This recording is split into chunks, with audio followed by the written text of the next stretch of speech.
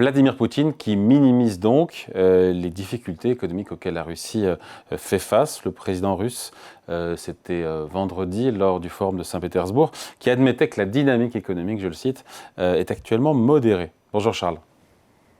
Bonjour David, bonjour à tous. Charles Sana, fondateur du site Le Grenier de l'Écho.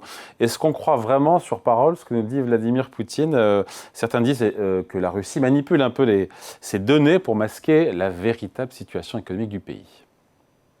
Oh oui, alors écoutez, évidemment que la Russie, on va dire, présente sous des atours élégants ou les plus élégants possibles sa situation, mais enfin, c'est vieux comme le monde, c'est pas propre à la Russie, et j'en connais d'autres en Occident qui font sensiblement la même chose sur la manière dont on calcule les chiffres et dont on fait les statistiques. Et n'oubliez pas cette phrase de Churchill qui n'était pas russe et qui disait « Je ne crois aux statistiques que quand je les ai falsifiés moi-même ». Donc de toute manière, voilà, c'est vieux comme le monde. Donc évidemment, on ne croit pas ce que dit Vladimir Poutine, on ne le prend pas pour argent comptant. Et dans la situation actuelle, je vais oser le jeu de mots désastreux, qu'il s'agit de dire « c'est de bonne guerre, Madame la Marquise ». Bon, maintenant, une fois qu'on a dit ça, on n'a rien dit. Si on regarde les chiffres dont on dispose, il faut relativiser je dirais, la situation de l'économie russe, qui est loin d'être désastreuse. Et c'est très important, si on est stratège, de savoir dans quelle situation se trouve notre ennemi, pour savoir s'il est capable, à la limite, de tenir encore un peu ou pas du tout. Bon, alors d'abord, il faut faire quelques petites comparaisons. On va d'abord donner quelques chiffres. D'après ce que l'on sait, ce qu'ont calculé les services de renseignement occidentaux, on considère que globalement, la Russie aujourd'hui dépensera à peu près 10% de son PIB en dépenses de défense. Alors, les pro-russes, oui, c'est n'importe quoi. Non, alors, on va regarder un petit peu si 10% ça semble cohérent ou pas cohérent par rapport à ce qu'on a déjà vécu dans l'histoire. Je propose de regarder non pas la Russie, mais de regarder les États-Unis. Et donc les États-Unis, c'était à peu près 37% de dépenses militaires par rapport au PIB pour la Deuxième Guerre mondiale. Donc le prix des dépenses militaires en PIB chaque année pendant la Deuxième Guerre mondiale, c'est 37% pour les États-Unis. Vous voyez, absolument quelque chose de considérable. 10% pour la Russie, on en est très très loin. Après, vous avez eu la guerre de Corée. Guerre extrêmement violente, extrêmement coûteuse, où l'armée américaine a même fait un débarquement en Corée, comme elle en avait fait un en Normandie, un tout petit peu plus petit, mais à peine.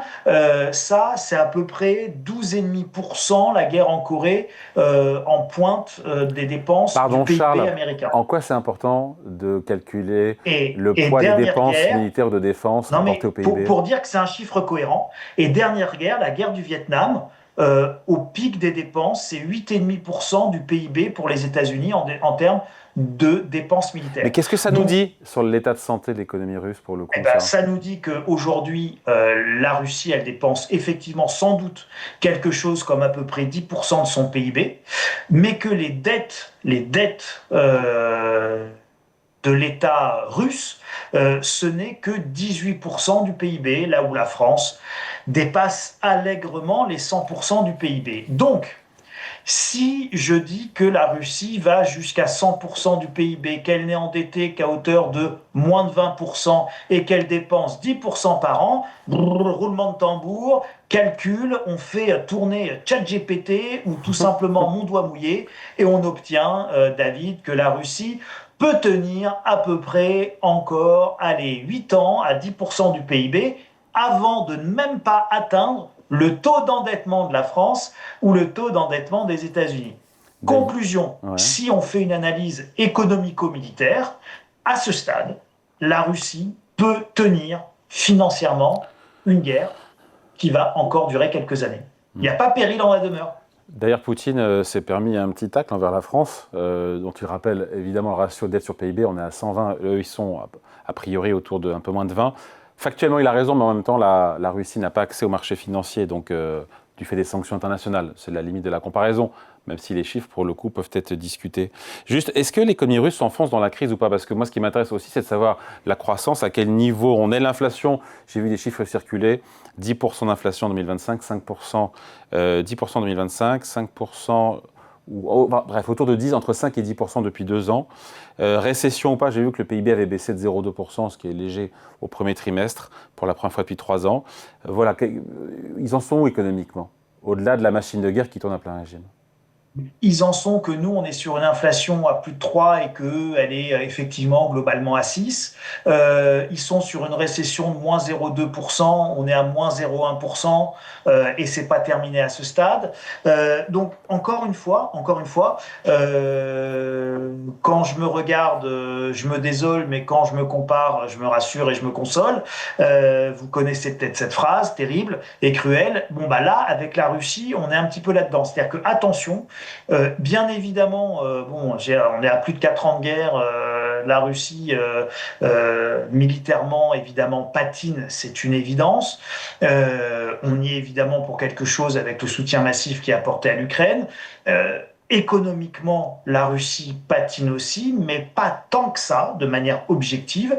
Et il ne faudrait pas surestimer la crise économique en Russie pensant qu'on va en tirer avantage et sous-estimer la situation économique qui est la nôtre en pensant qu'on va en tirer avantage. Non, la réalité, David, c'est qu'on est dans une situation de part et d'autre qui est extrêmement nuancée. Et quand je regarde notre situation économique et quand je regarde objectivement celle de la Russie n'a pas une économie si abîmée que ça, tout en sachant que nous aussi sommes obligés de consacrer de plus en plus de nos dépenses à notre budget militaire. Et ça pose des vrais soucis de part et d'autre. Là, aujourd'hui, on dit que la Russie, c'est 40% du budget qui est consacré aux dépenses militaires, ce qui est encore une fois sans doute assez vrai. Et les estimations des services de renseignement occidentaux, je pense, sont assez justes. Et nous aussi, on est en train d'exploser les budgets de défense. Mais ça veut dire que les sanctions économiques des pays occidentaux, finalement, ne portent pas vraiment leurs fruits. On nous avait dit que c'était censé étrangler l'économie russe. C'est pas le cas? Oui, non, mais c'était Bruno Le Maire qui nous expliquait qu'il allait mettre à genoux l'économie russe avec ses petits bras musclés. La réalité, c'est que la Russie, c'est un continuum économique maintenant avec la Chine. C'est également un pivot économique qui s'est fait, vous savez, la nature a horreur du vide, et tout ce que nous n'achetons plus à la Russie le vend désormais aujourd'hui à la Chine, et les flux financiers et économiques ont été complètement réorientés, et les usines automobiles, par exemple, du groupe Renault en Russie, aujourd'hui, elles ne sortent plus des Renault et des Dacia, elles sortent des voitures chinoises. Donc vous avez eu un basculement extrêmement rapide de l'économie russe vers la Chine. Il y a du commerce également direct et indirect avec plus ou moins de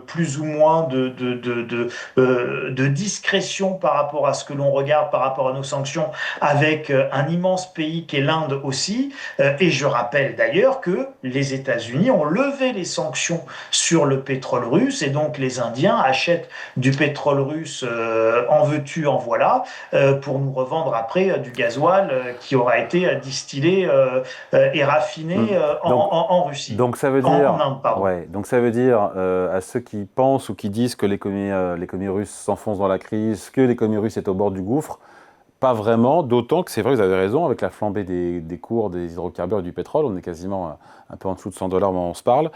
Tout ça fait évidemment les affaires de la Russie qui vend son pétrole plus cher.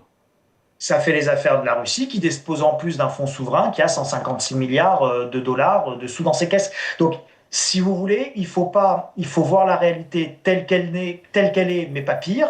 Et il ne faut pas encore une fois, je ne suis pas en train de vous dire que tout va très bien en Russie. Évidemment, les choses sont difficiles pour l'économie russe. Évidemment, c'est une guerre. Les dépenses militaires autour de 10% du PIB, je pense que c'est une estimation très crédible de nos services de renseignement quand on regarde les autres guerres, le coût des autres guerres côté américain.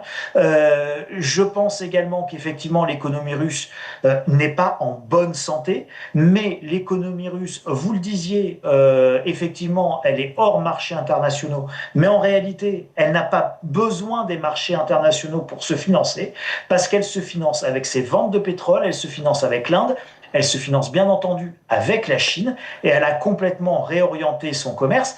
Et vous avez quelque part, David, un rideau de fer économique qui est à nouveau en train de s'abattre sur la planète.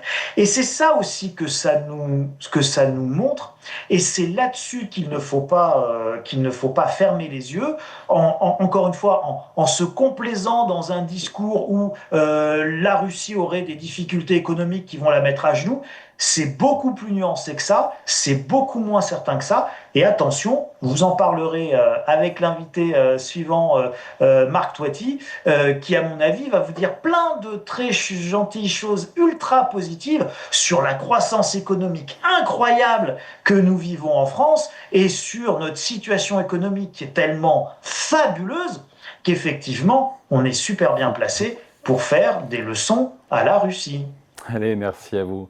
Explication signée Charles Sana. Merci Charles, fondateur du site Le Grenier de l'Écho. Salut et bonne semaine. Merci à vous David, merci à tous et puis bonjour à Marc. Ciao.